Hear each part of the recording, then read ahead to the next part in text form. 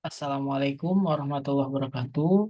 Perkenalkan, saya Aldi Permana Putra, mahasiswa Institut Pertanian Bogor, akan menjelaskan materi ekonometrik tentang VAR atau Vector Auto Regression. Nah, sebelum itu, saya akan menjelaskan dulu ya, sebelum masuk ke demonstrasinya.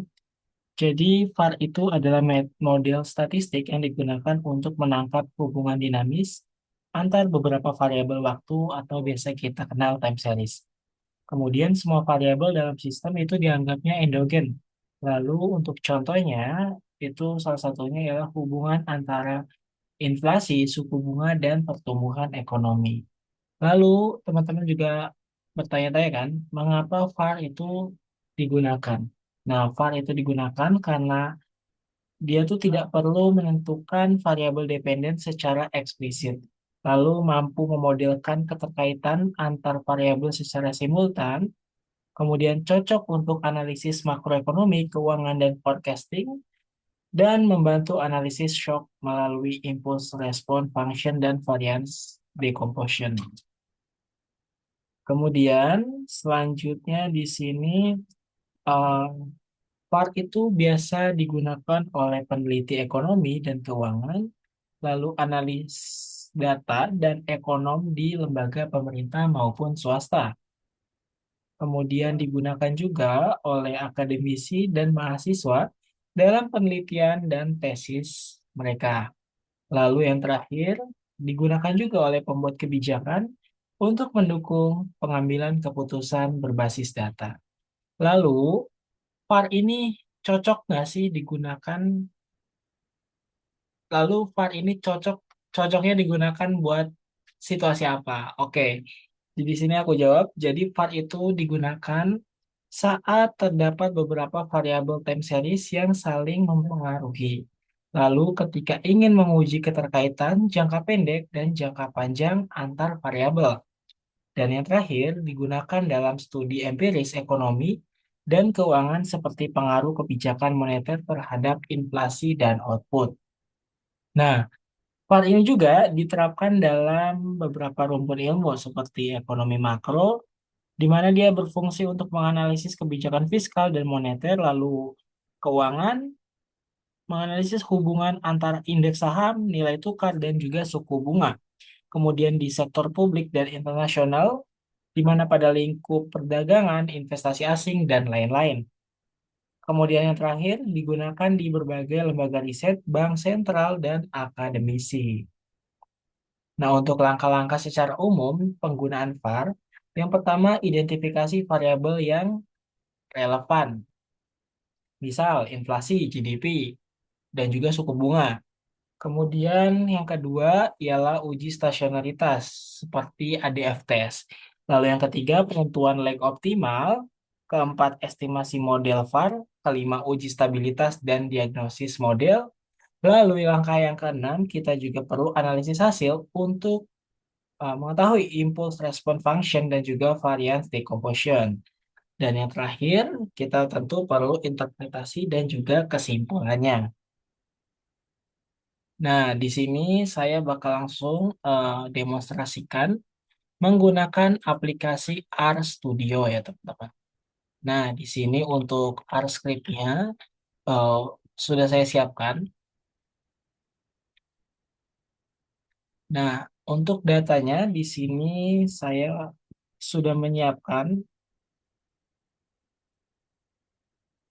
Nah, tapi sebelum itu saya di sini bakal ngejelasin eh, package-package yang diperlukan. Nah, jadi untuk package-nya ini di sini saya menggunakan tiga ya teman-teman di sini. Nah, yang pertama di sini package-nya itu ATSA.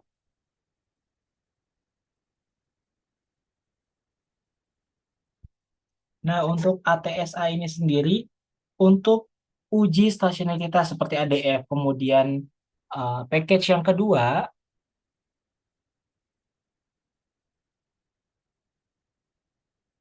Package yang kedua ini ialah VARS.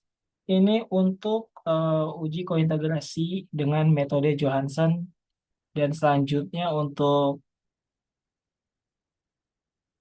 eh,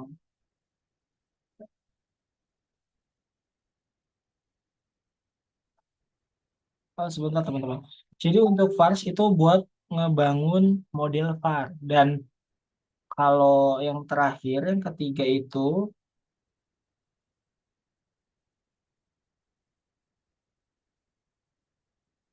untuk uji kointegrasi dengan metode Johansson. Untuk selanjutnya kita akan import datanya ya teman-teman. Jadi di sini saya sudah menyiapkan datanya.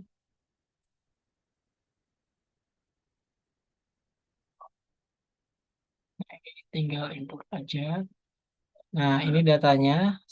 Kita kita import ya teman-teman. Nah, oke. Di sini datanya udah masuk ya teman-teman. Udah kita import. Tetapi sebelum itu teman-teman, tadi untuk package-nya teman-teman harus pastikan di sini udah nyala semua ya teman-teman. Nah, ini ATSA, kemudian parse, ini juga. Lalu satu laginya Urika ya teman-teman. Uh, Nah, di sini udah dicentang semua ya teman-teman untuk package-nya.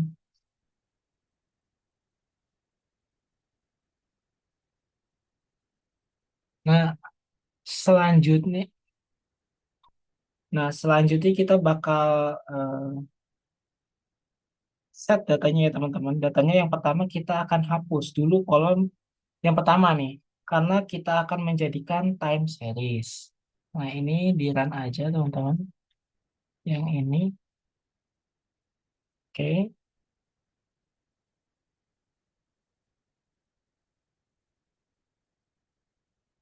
Lalu selanjutnya teman-teman bisa lihat di sini datanya dimulai dari 2020 bulan 1 dan frekuensinya itu 12 bulan, teman-teman.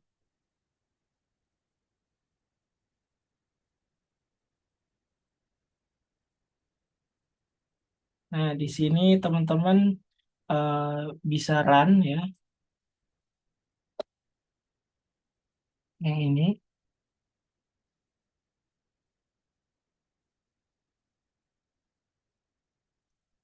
Nah, lalu selanjutnya kita bakal lihat datanya ya, teman-teman. TS datanya ini.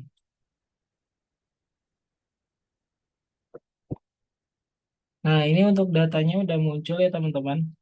Dari Januari 2020 hingga Desember 2023. Nah, di sini kita bakal ngelihat plot datanya ya. Nah, ini bagian ini kita run aja. Nah, ini untuk plot datanya udah kelihatan ya teman-teman. Di sini bisa kita simpulkan untuk datanya ini belum stasioner. Nah, untuk itu kita bakal uji stasionaritas secara formal ya teman-teman menggunakan uji ADF.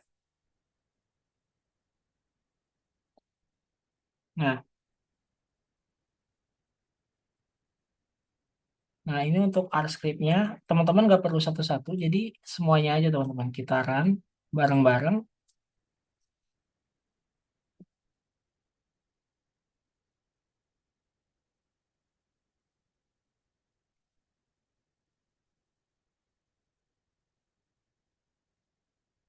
Oh, sebentar.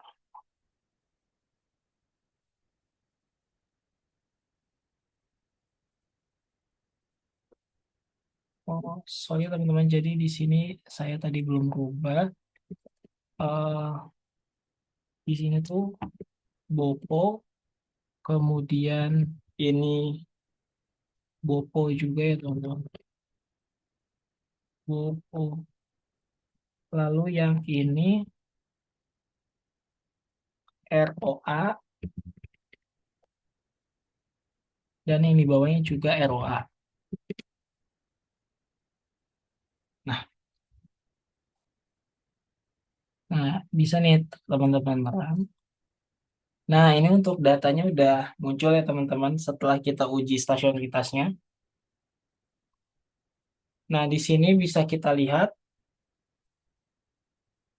BP sama ROA ini memang stasioner ya teman-teman di tingkat level. Eh,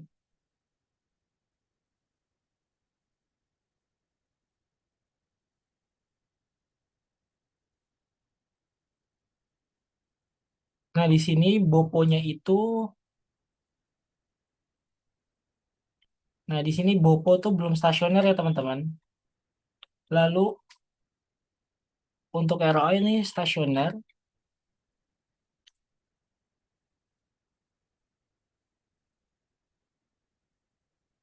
Oke, maaf teman-teman. Jadi buat ROA juga belum stasioner ya teman-teman.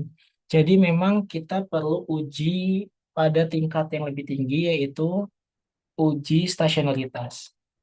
Nah, tapi langkah selanjutnya kita bakal pilih ya teman-teman leg optimalnya. Jadi di sini tujuannya pilih leg optimal ini kita buat eh, menentukan leg terbaik yang digunakan untuk selanjutnya. Nah, di sini kita bakal ngelihatnya dari nilai AIC dan juga S AIC, BIC dan FMP teman-teman. Itu. Nah, kita run aja langsung di sini.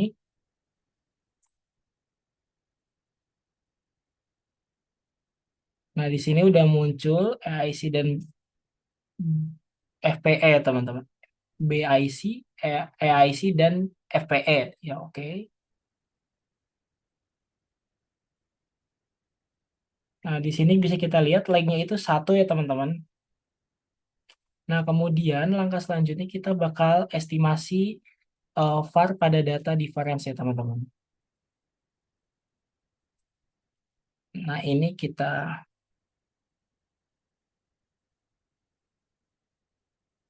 nah sebelum itu teman-teman perlu lihat ya di sini untuk lag-nya itu satu ya teman-teman. Tadi karena satu jadi kita ubah ke satu.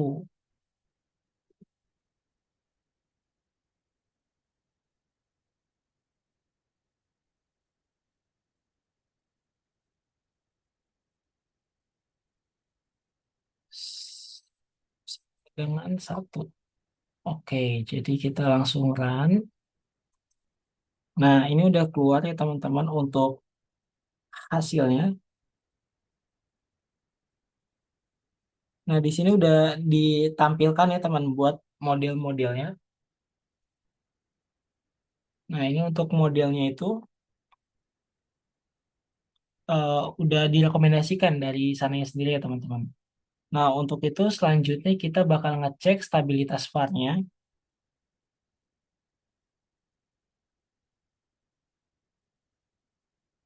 Nah, di sini kita bisa langsung run aja teman-teman. Nah, ini tujuannya buat ngecek apakah semua akar karakteristik dalam lingkar satuan teman-teman.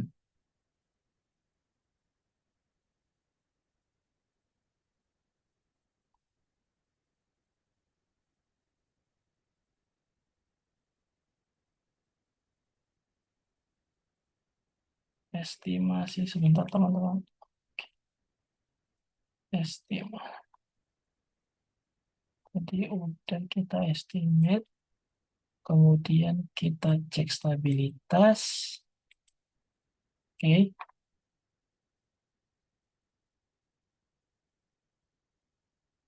Kem- Nah, selanjutnya kita bakal ngecek kointegrasi dan summary modelnya, teman-teman. Dengan metode Johansson test. Nah, di sini bisa langsung di-run aja.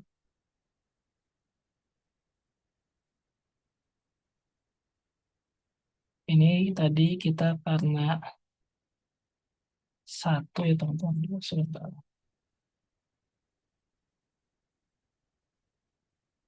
Oke. Ini juga kita ubah ke satu.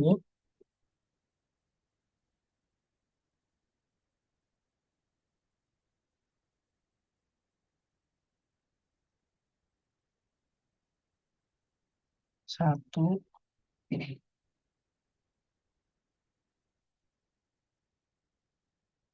P1, kemudian Cointas, Trade, edit.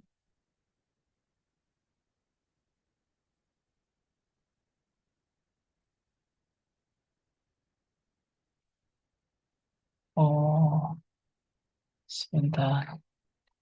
Jadi ini kita run, kemudian kita root test dulu teman-teman. Nah, setelah itu kita cek kointegrasinya.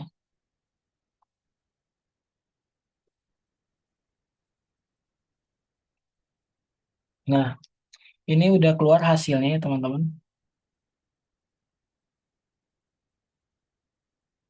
Oh, oke teman-teman, tadi ada sedikit salah ya teman-teman. Jadi eh, yang K ini nggak usah diubah, nggak usah mengikuti yang P. Jadi ini tetap 3. Oke. Setelah itu kita run ulang. Nah, di sini udah keluar ya buat.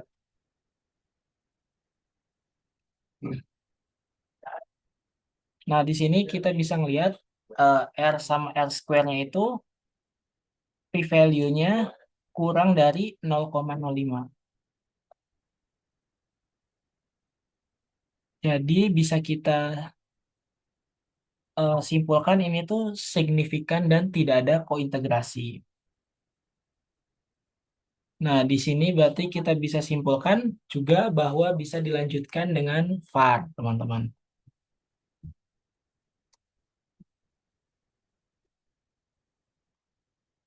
Oke, lanjut kita lihat yang ini ya, teman-teman. Oke.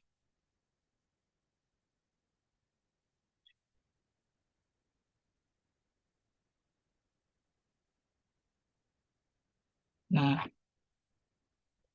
pada ketika kita ngeran ini juga kita bisa simpulkan fix berarti memang datanya itu bisa dilanjutkan menggunakan VAR karena memang tadi kita lihat tidak ada kointegrasi. Nah, selanjutnya kita bakal uji diagnostik untuk melihat autokorelasi eh, dan uji normalitas ya teman-teman. Nah, di sini kita cek autokorelasinya.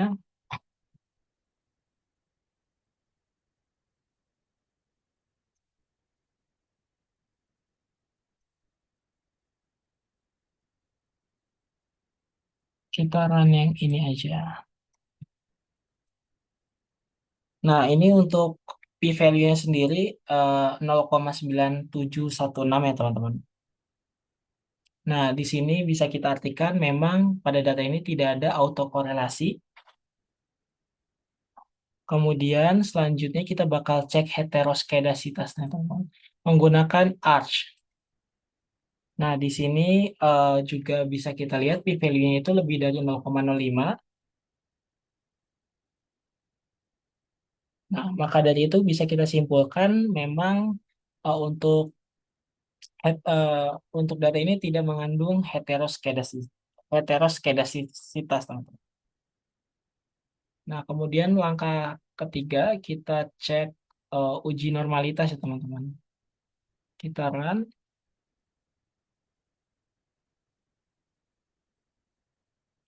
Nah, di sini eh, dari hasilnya bisa kita lihat ketika uji normalitas berarti memang bisa dilanjutkan ya teman-teman untuk data ini. Nah, selanjutnya kita bakal melihat IRF-nya ya teman-teman. Nah, untuk ERF sendiri ini bertujuan untuk melihat hubungan dinamis antar variabel, dark shock.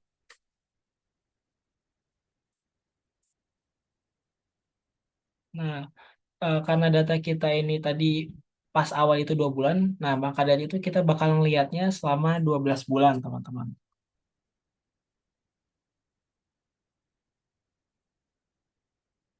Nah, ini 12 bulan ini bisa kita artikan 12 bulan ke depan ya, teman-teman. Nah, ini kita ubah jadi 12 putaran. Nah, kemudian kita bakal lihat plotnya. Nah, di sini bisa ngelihat bahwa plotnya itu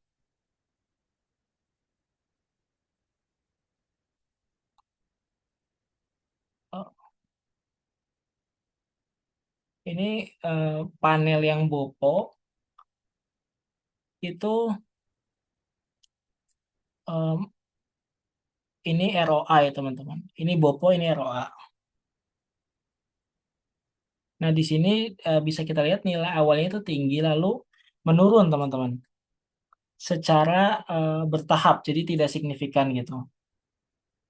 Nah, itu berarti kita simpulkan ini sifatnya itu sementara. Nah, dari hasil itu memang kita artikan tidak ada efek jangka panjang.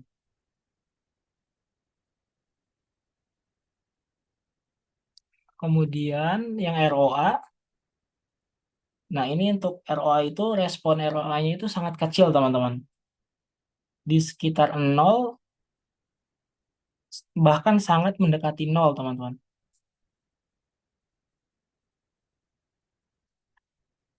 Nah,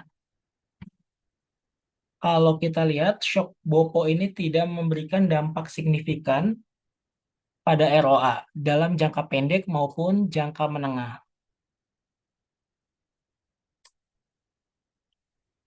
Kesimpulannya itu ini bereaksi kuat ya, teman-teman, terhadap shock pada dirinya sendiri untuk sementara. Dan untuk ROA ini tidak merespon shock pada Bopo, menunjukkan hubungan kausal jangka pendek yang melemah antara Bopo ke ROA. Nah, selanjutnya kita bakal melihat FED-nya, teman-teman.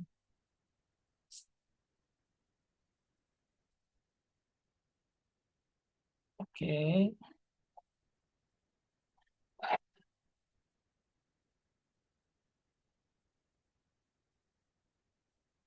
untuk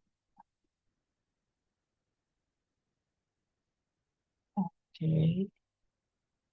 oke, teman-teman. Jadi ini ada yang perlu ditambahkan untuk FED-nya itu eh var FD ininya 12, lalu kita tambahkan lagi di bawahnya itu eh var dalam kurung M row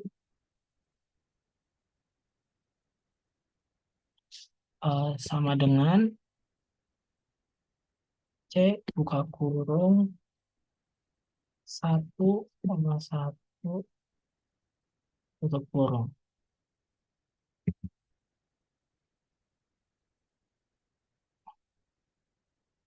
Lalu lanjut yang di bawah juga kita klik par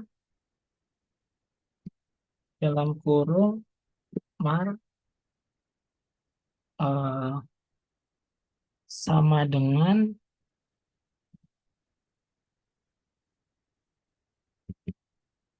sama dengan C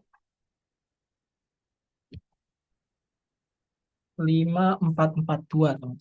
5,442. Oke. Nah, buat di bawahnya lagi, ini kita buat ngeliat plotnya. Jadi dalam kurung FEPD underscore FD.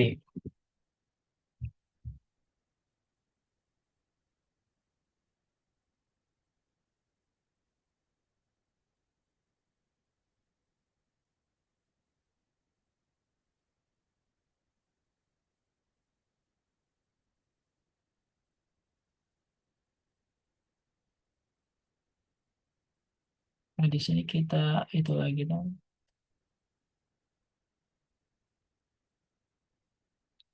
FED, FED,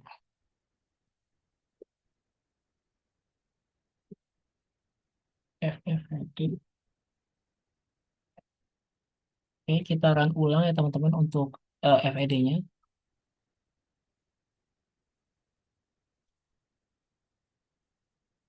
FED, var, FD, NaH, 12, plot.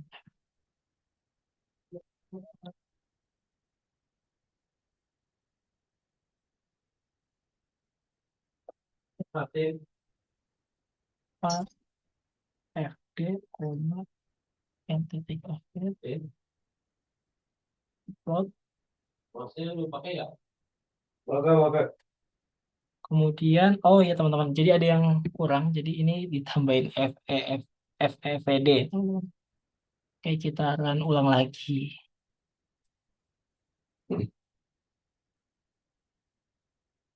Ahead 12.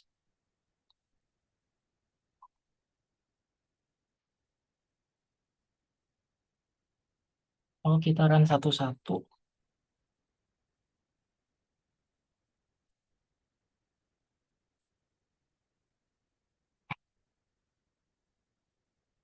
Nah, tadi FD sama dengan FD var underscore FD, koma N titik.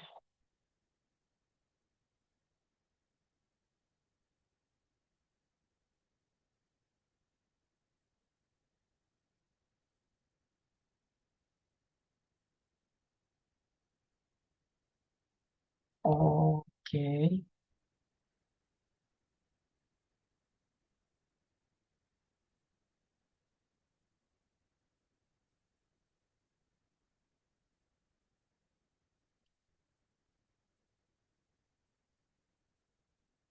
apa yang salah?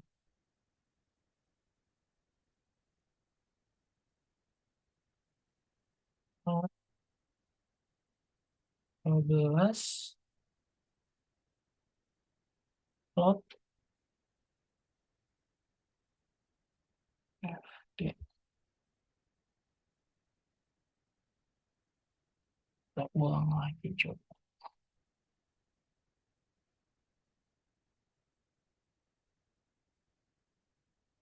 Oke, udah di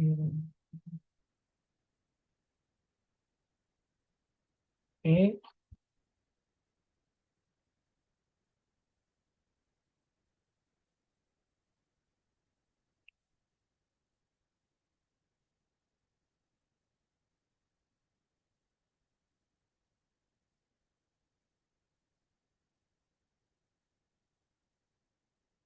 Hmm, hmm, hmm.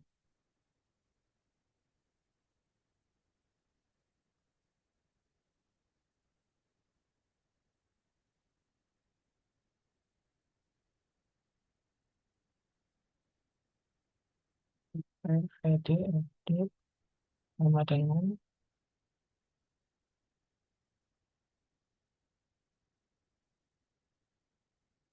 12.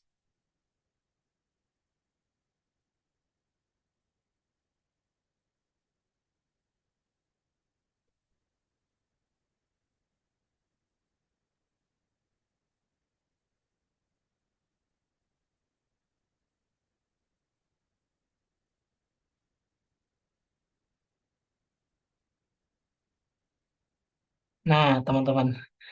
Oke, jadi ini hasilnya udah keluar ya. Untuk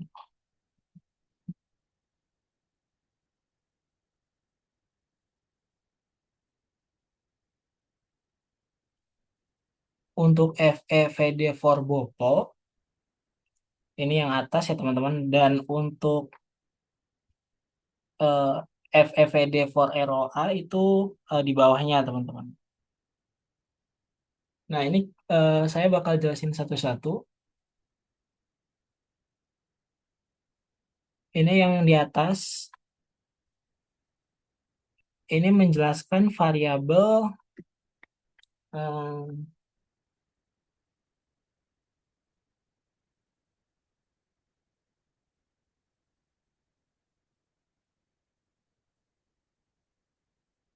nah ini menunjukkan atau menjelaskan variabel Bopo ini disebabkan oleh shock dari Bopo dan ROA, teman-teman. Kemudian yang di bawah ini eh, menjelaskan variabel ROA ini disebabkan oleh shock dari ROA dan Bopo. Dan ini yang Bopo ini hampir seluruh variabilitas Bopo ini dijelaskan oleh shock dari Bopo itu sendiri. Dari periode 1 hingga 12. Kemudian untuk kontribusi ROA terhadap error variansi, Bopo ini sangat kecil atau nyaris nol, yang artinya Bopo ini bersifat endogen pergerakannya, lebih dipengaruhi oleh dirinya sendiri bukan oleh ROA-nya. Kemudian yang ini yang FVD for ROA, ini shock dari Bopo ini justru menyumbang lebih besar terhadap variansi ROA dibanding shock dari ROA itu sendiri. Nah, ini diartikan Bopo ini punya pengaruh terhadap pergerakan ROA dalam jangka waktu ke depan meskipun efek tersebut mungkin tidak langsung terlihat besar begitu pada IRF. Nah, kesimpulannya, jadi Bopo tetap dipengaruhi paling besar oleh dirinya sendiri, kemudian ROA lebih banyak dipengaruhi oleh shock dari Bopo pada dirinya sendiri. Ada kemungkinan pengaruh struktural dari Bopo ke ROA-nya. Nah, itu meskipun IRF itu menunjukkan respon ROA terhadap shock Bopo kecil, FED ini memberi petunjuk bahwa shock Bopo ini menyumbang besar dalam variansi jangka panjang. Nah, ROA, implikasi terhadap ekonominya itu gimana? Nah, mungkin variabel Bopo atau biaya operasional terhadap pendapatan itu